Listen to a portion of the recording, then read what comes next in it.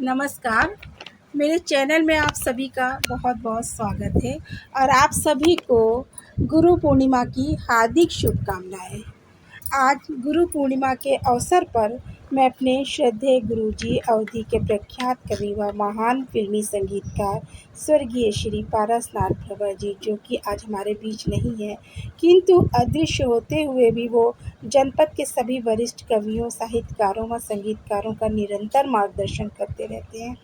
आज मैं गुरु जी को श्रद्धांजलि अर्पित करते हुए उनकी एक बहुत ही मार्मिक कविता प्रस्तुत कर रही हूँ, जिसका शीर्षक है जीवन यात्रा। तो आप लोग इसको बहुत ही ध्यानपूर्वक सुनिएगा और कैसी लगी है आप कमेंट में मुझे ज़रूर बताइएगा। तो चलिए सुनते हैं कविता जीवन यात्रा।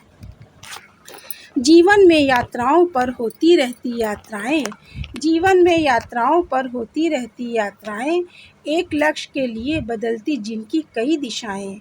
हारे थके मुसाफिर आखिर मृत्यु वरण करते हैं, महाशून्य में अपने अपने शून्य भाव भरते हैं। यहाँ जन्म लेकर जीवन जीने को मन करता है, लेकिन जिंदा रहकर मानो रोज रोज मरता है। फिर भी कोई जान नहीं पाता क्या है सच्चाई, केवल जन्म मृत्यु की पकड़े हुए लोग परछाई। किसी समय पल पल मरने के क्रम भी रुक जाएंगे, आत्मा राम बनेंगे, तन के साधक चुक जाएंगे। तुम विवेक के धनी मनुज हो, क्यों करते नादानी, सुनो और सुनो, सुनाता हूँ मैं तुमको एक कहानी।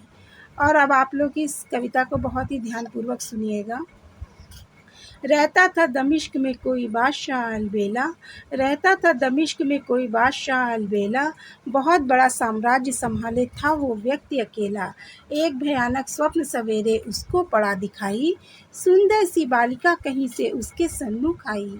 कहा सुनिश्चित और निश्चित कर स्वयं ठिकाना, कल अवश्य मुझसे मिलने संध्या तक आ जाना। याद रहे मैं ठीक समय पे उसी जगह आऊँगी और आपको साथ साथ अपने घर ले जाऊँगी। फिर क्या होता है, आंखें खुली बादशाह को आने लगा पसीना, लगता था दूभर हो जाएगा एक पल जीना। किसी तरह अपने पर संयम रखकर समय बिताया, दिन चढ़ते ही सभी राज ज्योतिषियों को बुलवाया। अपना स्वप्न बताकर बोला इसका अर्थ बताओ, और मुझे क्या करना होगा इसको भी समझाओ। करके सोच विचार जोशी सब मत के हो बोले, बादशाह के आगे जो भी थे रहस्य सब खोले।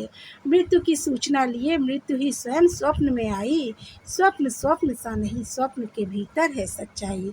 और पुनः वही बालिका कल संध्या तक आएगी और आपको साथ साथ अपने घर ले जाएगी।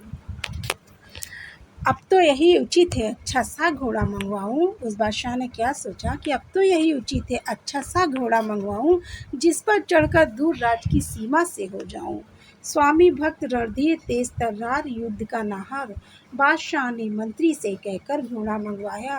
काठी जीन रकाब दुशाला फिर उस पर कसवाया, भरी जेब में राख खर्च के लिए स्वर्ण मुद्राएं, और घोड़े पर जब चढ़ा बुजुर्गों ने दी लाख दुआएं। उसके बाद न जाने कितनी भागम भाग मचाई, राहों से और रफ्तारों से होने लगी लड़ाई।